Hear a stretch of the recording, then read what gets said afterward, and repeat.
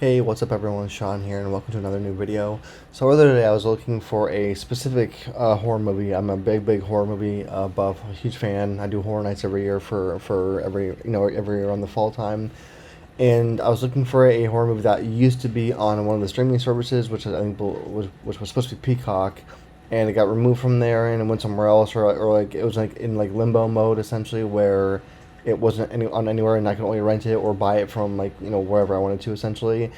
And it got me thinking of or I should say, how I really wish that there was a streaming platform that was just one again, that would host and encompass every movie ever made. And I thought it'd be a fun, interesting video to speak about that, because I've wanted that ever since the whole streaming thing has been a thing, and I wanted to dive back into history a little bit and to again I've been alive long enough to know, or I should say watching movies long enough to know, to go back in the technology space of all that too. And just it's an interesting conversation to have about how things have changed, but how things have really not changed either at the same time in many ways. Like the technology has evolved and has advanced for what we view, like the medium and the technology that we use to now watch our art essentially in for movies. I'm not talking about like movie theaters necessarily, but but the actual how you watch it at home basically, and how you experience it at home. So I'm gonna do that first. I'm gonna go like to a really brief history of my knowledge of it, at least overall, and then kind of fast forward, rather quickly to the current times and what I wish we had. And so, like, when I was a kid, I remember that there was VHS tapes, and if you're, again, I'm nearly 40, so if you're in a different generation that's younger than me, then you probably don't have any VHS tapes anymore. Like my VHS tape would probably be like maybe your DVD player, or even a Blu-ray player, or even like your if you're a gamer and you have like a gaming console, and then some of those have a DVD or a Blu-ray or a 4K player, or 4K, but you know what I mean, like all that kind of stuff. But yeah, so when I was a kid, I remember that there was VHS tapes. That was a primary that I remember primary source of how you would watch movies at home was on VHS. And you could buy them at a store. You could buy them, like Best Buy, if it was, I don't know if it was around them, but Target, or whatever else was back then. I forget what even stores even sold them back then. But you could buy VHS tapes. I remember as a kid that I remember being a big fan of Titanic the movie, and that it was a 2 VHS tape thing when we bought it. I don't remember how much it cost or anything like that, but they were cheap, relatively cheap overall. But that's what we had for home watching. When I was a kid, you had VHS tapes, and basically you would watch them, and then and I remember the funny part about them was like when you paused it in the middle of a movie, it would take a second because it's on like a tape format. It would take a second to pause it, and it was always grainy because it was tape. And so if you wanted to rewind it, you had to like stop it. I mean, it depended on if you had a really fancy VHS player too back then. But to rewind it and fast forward it, you had to like stop it and then hit the rewind or fast forward button, and you could always hear it running. That was what was always funny about it too. And those could also break, which kind of sucked back then too. And so I remember all that happening. Just I remember even when you even and then back then too, there was a really fun store called Blockbuster, and even in the later times of rental stuff before Netflix became a thing, there was Hollywood Video, if you guys remember that store.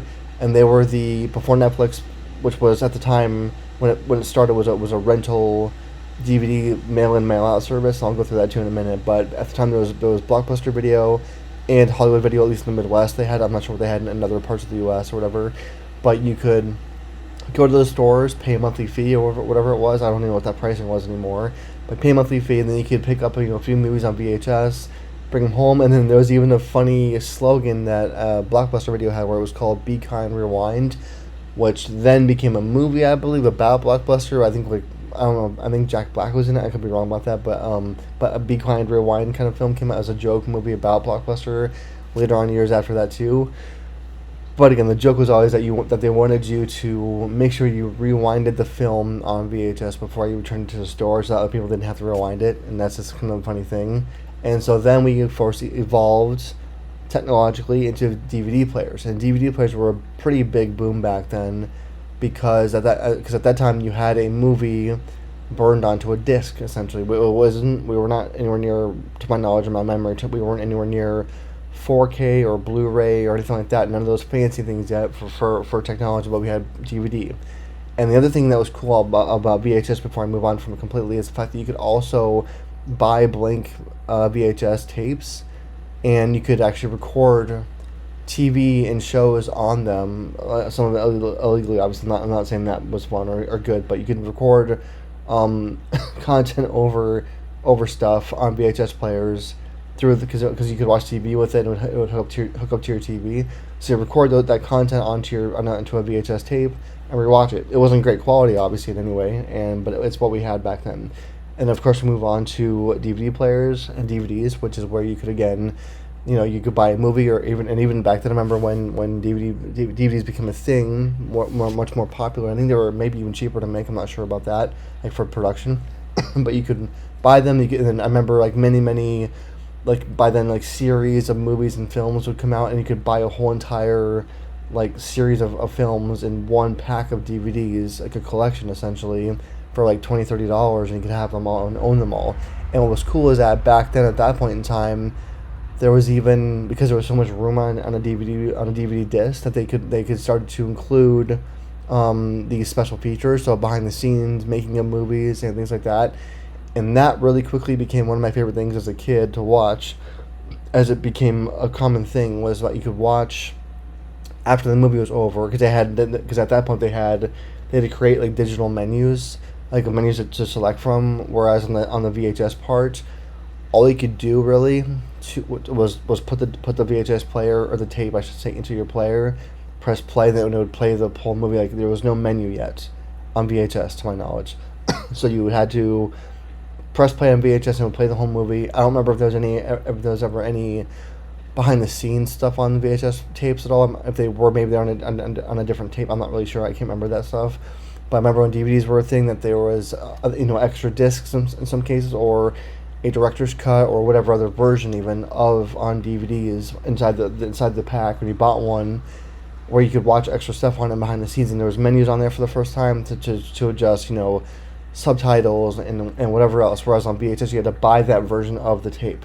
It was always one thing, because again it was a tape style of thing.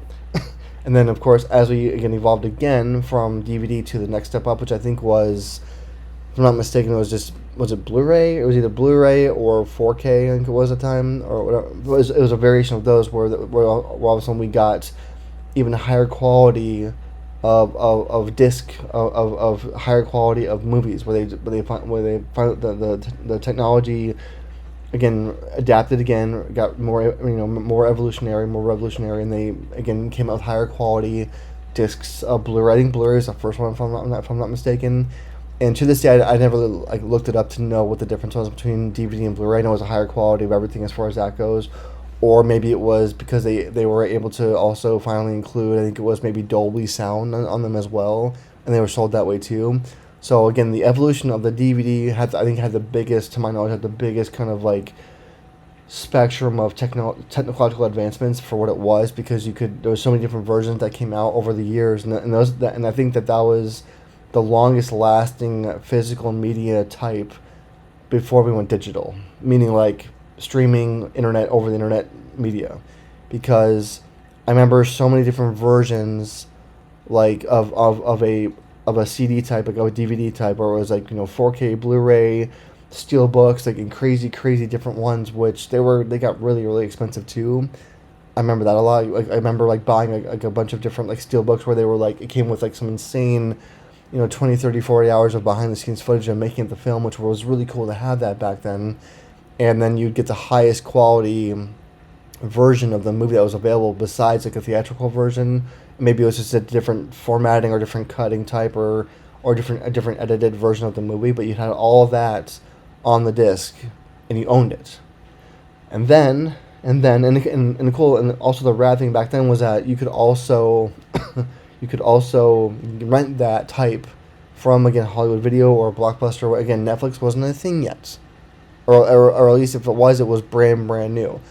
Because when I first remember using Netflix, it was a DVD, a type of DVD. You could choose your quality type of DVD back then too with Netflix when it first started.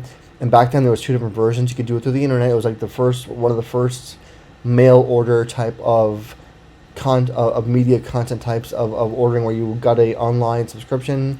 I forget how much it cost back then, but I think it was like $7 or $8 a month. It was super super cheap, and then you could order or have a queue or a library of movies that you wanted to have on DVD through Netflix, and then you could get, I think, one or two at a time, and you could watch them and return them. And it was like a quick 2 day shipping thing, maybe at the most. It was very fast too, and but they had everything. They had everything. It was never there was no in and out of stock kind of stuff. And that's because that's what you run into almost plenty of times with new releases, especially, or really old films at Blockbuster and at Hollywood Video. Was that you would run into a lot of like stock issues where basically like if it was a new release, it would be out of stock like within a few hours on a Friday or whatever day it came out. So you had to worry about that. And Netflix, the positive, I said the new kind of hype thing about Netflix was that when they came out with a new movie, it wasn't stock because they just got a ton of them. They had that kind of model that worked for them, and it was cool. And it wasn't super expensive yet. And they had, and they also added again many different types of variations of DVD. So again, Blu-ray, all that kind of stuff was also added on later too. I think like within a year or two or a couple years later. I'm not sure exactly the time frame, but it was added eventually. And then we ran into the thing as a community, like the U.S. I should say, because again I don't know how any other countries dealt with this stuff when it came out. But I remember when Netflix got a little more advanced, and then they launched. I don't know what year it was again, but I remember that Netflix launched their websites, because there was no apps yet. They launched their website first. And back in the beginnings of Netflix, for a website where you could stream stuff for the first time ever, they had no, to my knowledge, they had no contracts at all yet with any of the major film companies or any of the studios. So at that time, it was all like B-rated films or movies that went to, for the most part, right to streaming. So you got all these movies on there for streaming that were not terrible, but they weren't like theatrical releases for the most part. They didn't have those kind of contracts yet with the studios, but streaming became a thing. It was not great. It was like DVD quality stuff, but it still was there, and that was the weird and interesting kind of beginning. I would say, again, I don't know what year it was, but the beginning of when in-person physical media that you could buy in a store or get at a rental store started to become available online to watch. Again, it was not as quickly as adopted as I thought it would be, honestly, back then. And again, it's in my opinion, it's because of the fact that movie studios, I mean, like the productions, like they are very, very antiquated with adoption of new stuff for the most part, unless, and again, in my opinion, unless a director like Christopher Nolan or just a big director wants to test out or take a new technology that's either not invented yet or create it for a film and use it for their next film. And nowadays that's very, very common, or it's becoming a lot more common, I would say, than ever was back then. Because back then it was very, very like all the movies that were coming out of studios, like major studios, were not like that. They were very like, they were still original thoughts and somewhat original ideas of like the actual stories that were being told and filmed and being greenlit, but they were not like new technology being tested or anything like that. There was no Avatar or nothing like that yet, until it actually happened. But again, I remember there was a couple of years where Netflix became bigger as a mail-in order service, not Netflix.com yet. There was no thing like it existed, but it wasn't a big thing yet. But then within a few years, Netflix finally got some actual contracts with studios, and then they finally started to get some bigger films on their actual radar on their platform. And we're still in a time period where at this point where smart devices, so iPhones and Apple TVs and anything, whatever you used to stream it on, they were not capable yet of streaming, or even internet wasn't there yet, really. Like internet for it is now. From back then, it wasn't even there yet for handling or being able to handle a movie of like 5 or 10 gigs of storage on a server. It wasn't there yet. It was getting there, but it wasn't there yet. But again, I don't remember what year it was. I didn't look any of that up. But like I remember that happened, and then slowly, over time, Netflix was really the first big adopter where I think they got rid of, or I think I remember Blockbuster and Hollywood Video started to run into trouble because streaming became a bigger thing with Netflix, and they got more big films on there, and just the idea of even mail-in service like Netflix, which became huge on its own, where you could just order whatever movie you wanted to, or had a library of it with whatever it was, and it would just get shipped to you. And it was also back when Amazon, like 2 Day Prime service, became a bigger thing too, where even though they didn't do movies like really necessarily, but the idea of getting quicker shipping and shipping service in general became a much bigger factor too, where people didn't want to go to a store necessarily and either buy a movie. They didn't want to, and maybe a rental place in person, like Blockbuster didn't really have it in stock if it was like brand new, so they would just reserve a copy through Netflix, and it would become a thing where they would just get it on release day, and that became a trendy thing where it became normalized too.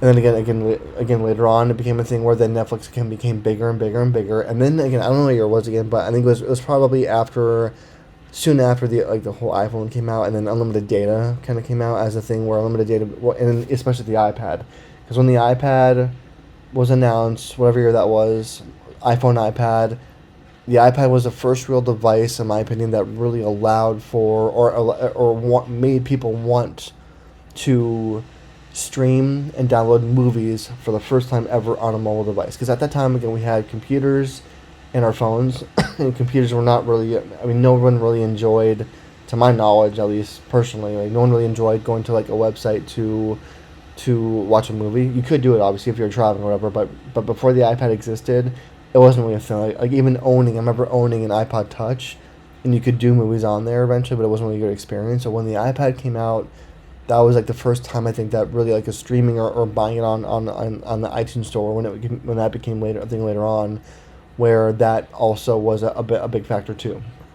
And then we move fast forward again to where all of a sudden Netflix was a much bigger thing than they ever were in the beginning, and then we started to see this thing where all these like little, at the time, little studio streaming platforms started to pop up.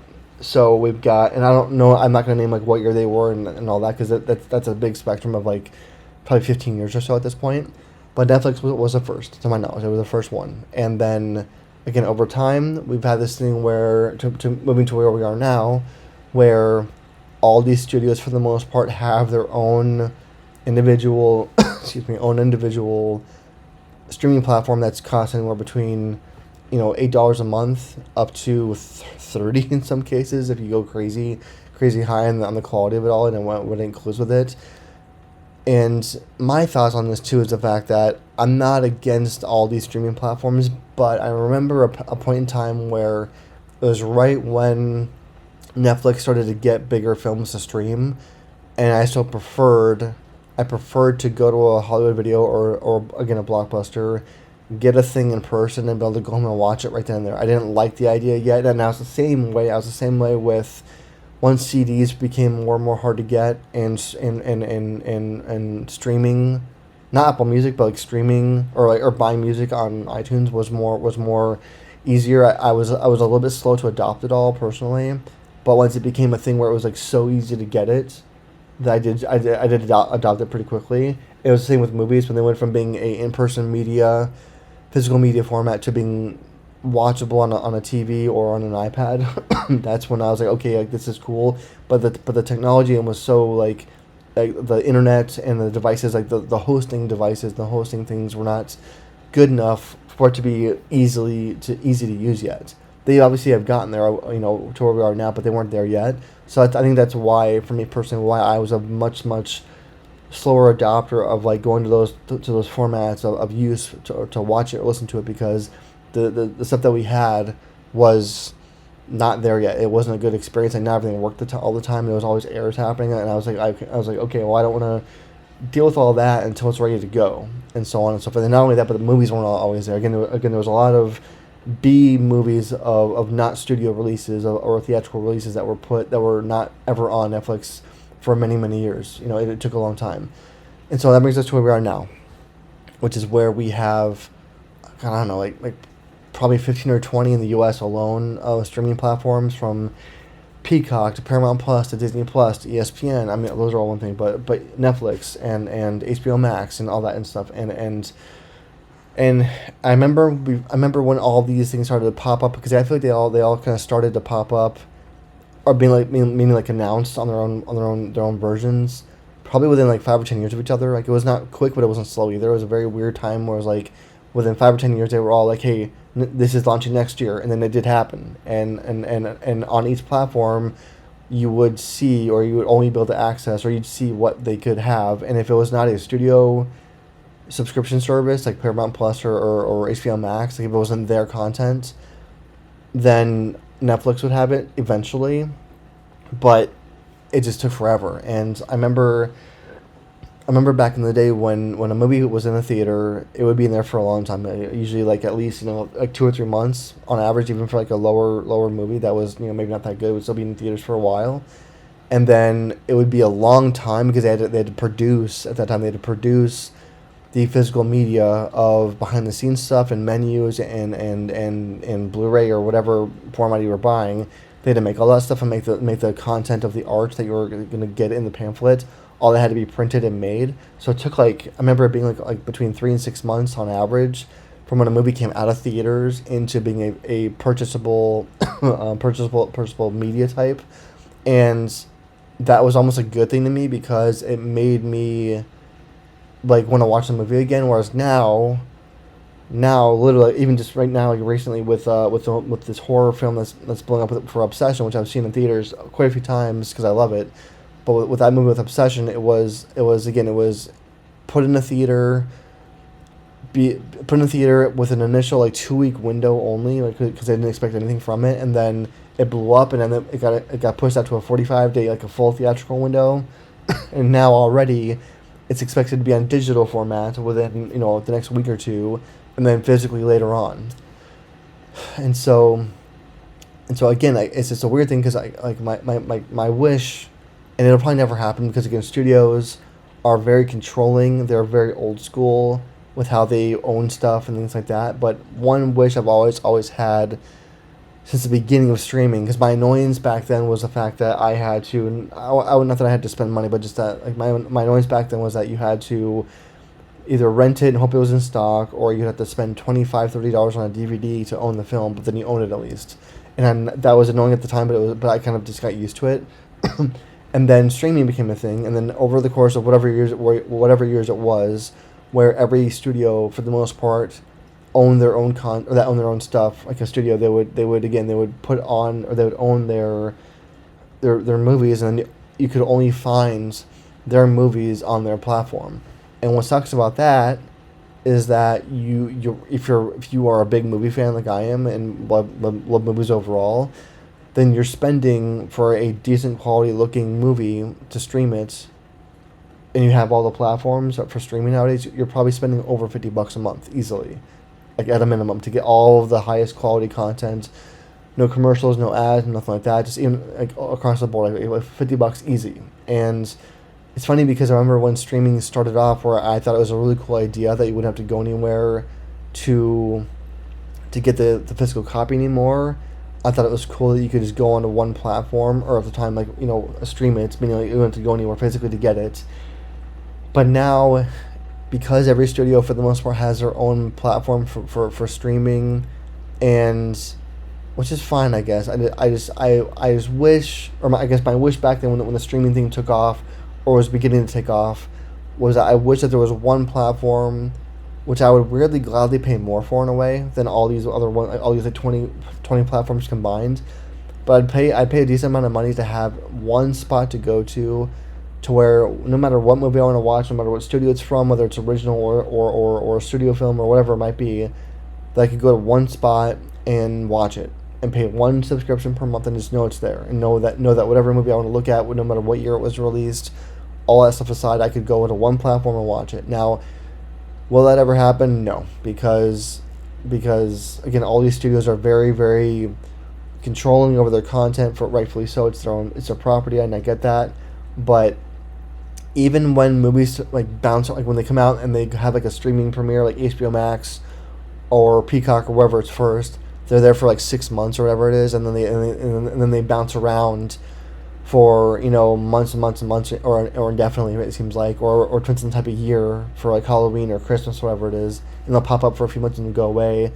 And the annoying thing about that for me is the fact that I might not want to watch it yet or at that time, but I might want to watch it later on, a few months later, and then by the time I do want to see it, it isn't available anymore. It's gone, or I have to go rent it somewhere for like $20 in some cases. It's insane, and I miss that too. I miss the possibility of a rental movie being $1. Because if you remember back when Netflix was a DVD shipping service, you could go to like their kiosks, which were like everywhere, and you could rent a movie for $1 or get a promo code somewhere online for $1, and it was a good quality DVD. Like it was a DVD, so it wasn't like bad or anything. But nowadays, even rentals are, if you buy it on a normal pricing or rent it at a normal price, it's $5 at least, if not 20. Like even the movie Hokum, which is a horror movie that came out a while ago, and I just wanted to watch it at home because it went really quickly, really fast, like really quick to being digital only.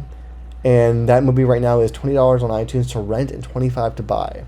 And so in most cases, I am waiting because every now and then, or I should say eventually, iTunes, because that's where I get all my movies, iTunes will will put every movie on sale for $10 at some point. It always depends on how popular it is when it first gets released and in the studio and all that kind of stuff, but they will eventually put everything on sale for $10 at some point, and then that's when I usually buy them if I want to buy them, or I wait for them to go on streaming and somewhere eventually, and I just wait for it to happen. Or like even for some stuff that I know is coming out like in a month or two, I'll just wait to watch it because I don't want to have to pay $20 to watch a movie at home. I don't see the point in that. So again, it's all personal preference, and I understand that, but I just really, really wish that there was one place where when a movie is done with theaters, it's done, like it's like you can't watch it in the theater anymore, that I wish that there was like maybe a month or 2 month period where it's not anywhere at all, and then it would be put on a one platform that I'm paying monthly for, and then it's always available there. It's always going to be there. I can download it if I want to. The other thing that sucks about rentals, I got to mention that too, is that every platform, all of them, they're all the same, which is so dumb to me. But every rental, if you rent a movie for $20, whatever you pay for it, that you get from the moment you start watching the film, you get 24 hours. That's it. You get 24 hours to watch it, and then the rental expires, and it's gone. Which to me is insane. Like, I think you should get it for a week. Like I kind of like. I mean, I don't remember if it was like a week long for like Blockbuster back then. I'm not sure how long the time frame was, but the fact that you have to pay like $20 in some cases for a rental of a movie, and on a digital platform for a server where it's on a server, and then you get it for 1 day after you start watching it, to me is insane. Because for me, it's like. For me, most of the time that I rent a movie digitally like that is for my kids to watch on a plane ride, and usually it's for a trip that's like a week long, whatever it might be. So I want to have the ability to watch it, or the ability for them to watch it for a week long, or whatever, whenever the flights are. So it always gets really, really annoying to be that like they watch it on the flight to wherever we're going, but then on the way back they can't watch it again because it's expired. So I have to pay for it again if I want to. It's just ridiculous. It's just so dumb. So again, I really wish that there was one place to watch every movie ever once it gets to digital only, and I think that movies should all be released physically into a Blu-ray or any kind of the highest quality possible for like $30 as a one-time purchase, but as a physical media thing where you can go to a Target or a Best Buy or wherever, buy it in person, you get the physical copy, and then that should also translate over to being digital as well. And they used to have that too in some movies, in some studios. They used to allow a thing where you could buy the DVD version of it, and then they would have a physical version where it would give you a code to put into iTunes or whatever platform you're using, and they would give you the copy of it digitally so you could watch it wherever you wanted to watch it. You owned it. That was rad. So again, if I could do anything, it would be to have everything in one spot and pay monthly for it. But if I wanted to own it physically, I would have that too, where I'd pay like $30 for one time for the whole physical media of it, have it come with a digital version to own too, and then just own it that way. I think that'd be cool.